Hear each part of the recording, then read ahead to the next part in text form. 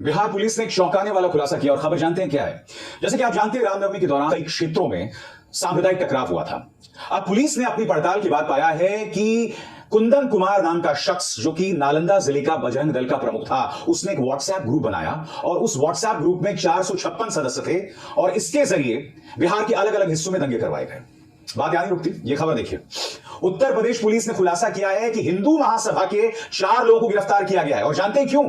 क्योंकि इन हिंदू महासभा के 4 लोगों ने गोकशी करवाई, हमारी पवित्र गाय की हत्या करवाई। मकसद क्या था? मुसलमानों को फंसाना और उसके बाद दंगे करवाना। मैं आपसे एक सवाल पूछना चाहता हूं, ये लोग तो गाय को अपनी मां मानते हैं ना भाई? मैं गाय को मां नहीं मानता हूं, मगर हां, गाय मेरे लिए पवित्र है धार्मिक नजरिए से। मां नहीं मानता हूं, मेरी मां सिर्फ एक है, ठीक है? मैं आपसे क्या कहना चाह रहा हूं, बजरंग दल वाले, हिंदू महासभा वाले, ये तो गाय को अपनी मां मानते हैं। और सिर्फ वहां तक बात नहीं सीमित रहती, गाय को लेकर लोगों को लिंच कर दिया जाता है, मौत के घाट उतार दिया जाता है। और उत्तर प्रदेश पुलिस, आगरा पुलिस की माने तो हिंदू महासभा वाले लोगों ने गोकशी करवाई, गाय की हत्या करवाई और फिर दंगे करवाना चाहते थे। मैं आपसे सवाल पूछना चाहता हूं, क्या आप अपनी मां के सम्मान के लिए अपनी मां की हत्या कर सकते हैं? इन लोगों ने तो यही किया ना। मगर सबसे पहले दोस्तों, यह तस्वीर देखिए। बिहार के उप मुख्यमंत्री तेजस्वी यादव अपने घर पर इफ्तार रख रहे हैं। वो कह रहे हैं कि ये मेरे देश की गंगा जमुनी तहजीब का परिणाम है। उसी तरह से राहुल गांधी सांप्रदायिक सौहार्द की अपील करते रहते हैं। मैं यही तो समझना चाहता हूं, ये दोनों नेता जो सांप्रदायिक सौहार्द की अपील करते रहते हैं, क्या देश की जनता इनकी अपील को समझेगी? क्या देश की जनता इस बात को समझेगी कि जो लोग आपको लड़वाना चाहते हैं वही आपके धार्मिक प्रतीकों के सबसे बड़े दुश्मन हैं? अरे भाई, हिंदू महासभा के लोगों ने गोकशी कर दी, गाय की हत्या कर दी।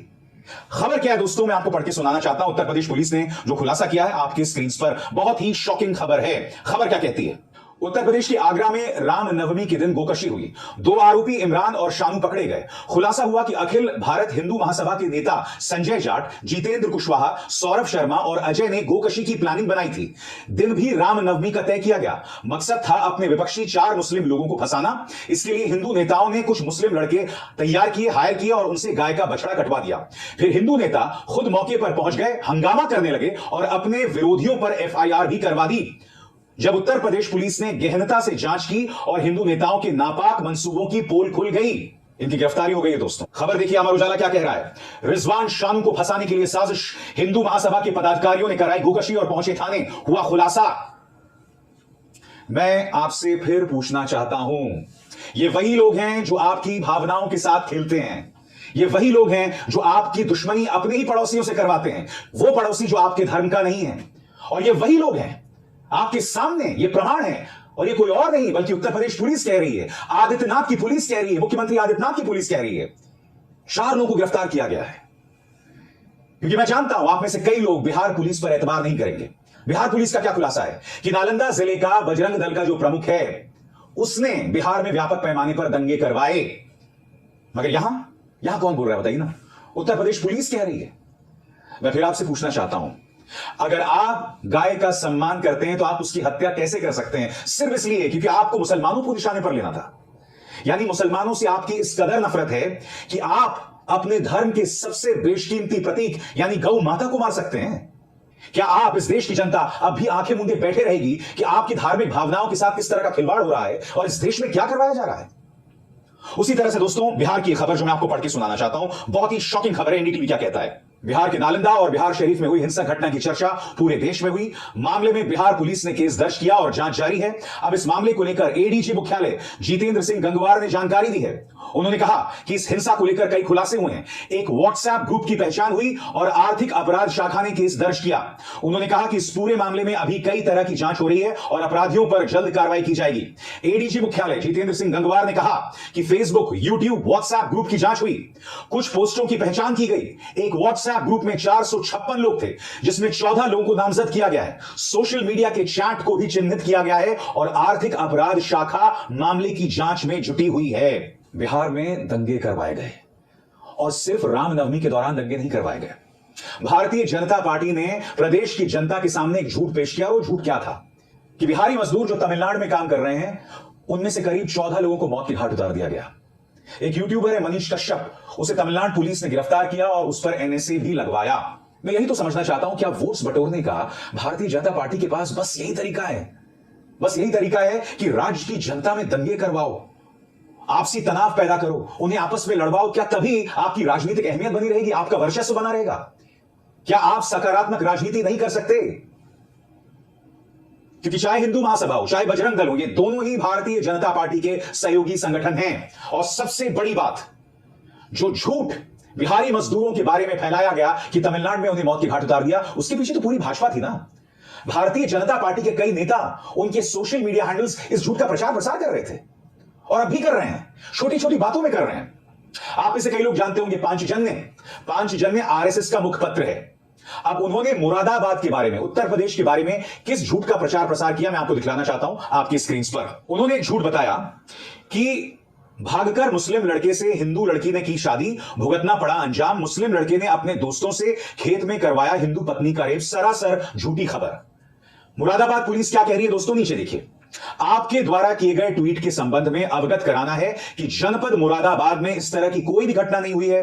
बिना जानकारी के अनावश्यक ट्वीट ना करें। भ्रामकता फैलाने पर आपके खिलाफ वैधानिक कार्रवाई की जाएगी। मगर मैं दावे के साथ कह सकता हूं, उत्तर प्रदेश पुलिस ने पांचजन्य, जो कि आरएसएस का मुखपत्र है, इनके खिलाफ कोई कार्रवाई नहीं की होगी। मगर इनकी जगह खुदा ना करे कोई और जो कि बीजेपी से नहीं जुड़ा है, अगर उसने यह भ्रामक जानकारी फैलाई होती तो तुरंत गिरफ्तार किया जाता। मगर यहां इनके साथ कुछ नहीं होगा। मैं आपको ये खबरें क्यों बतला रहा हूं? मैं खबरें आपको सिर्फ इसलिए बतला रहा हूं कि जो लोग आपके धर्म की नुमाइंदगी का दावा करते हैं, वही सही मायने में हिंदू धर्म के सबसे बड़े दुश्मन हैं। ये लोग किसको गाली देते हैं?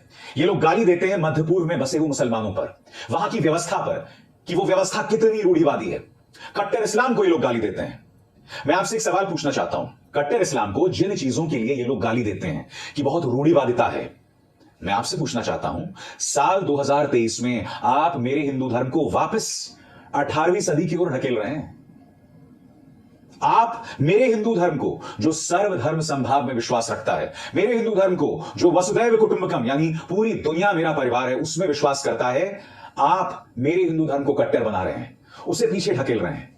यानी कि ये लोग मेरे हिंदू धर्म के दुश्मन हैं और इसके अलावा कुछ नहीं। और सबसे शॉकिंग बात, जो तीनों चारों खबरें मैंने आपको बताई, चाहे उत्तर प्रदेश के अंदर किस तरह से हिंदू महासभा के 4 लोग गिरफ्तार हुए और उन पर आरोप है गोकशी का, गाय की हत्या का। क्यों? क्योंकि वो चाहते थे हिंदू मुसलमानों के साथ तनाव हो और दंगे हो।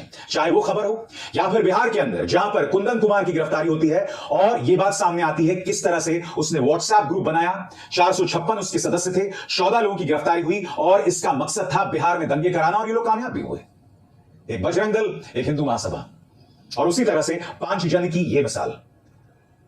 एक झूठी खबर, खुद मुरादाबाद पुलिस ने पांचजन्य को एक करारा तमाचा मारा है। मैं आपको यही समझा रहा हूं, आपको समझना पड़ेगा कि किस तरह से आपकी भावनाओं के साथ खिलवाड़ किया जा रहा है, आपको अपने पड़ोसी का दुश्मन बनाया जा रहा है, इस देश की गंगा जमुनी तहजीब को तहस नहस किया जा रहा है। और यकीनन अगर बिहार के उप मुख्यमंत्री इन तस्वीरों के जरिए अपने घर में इफ्तार रखते हैं और गंगा जमुनी तहजीब की मिसाल देते हैं, तो वाकई इसकी तारीफ की जानी चाहिए।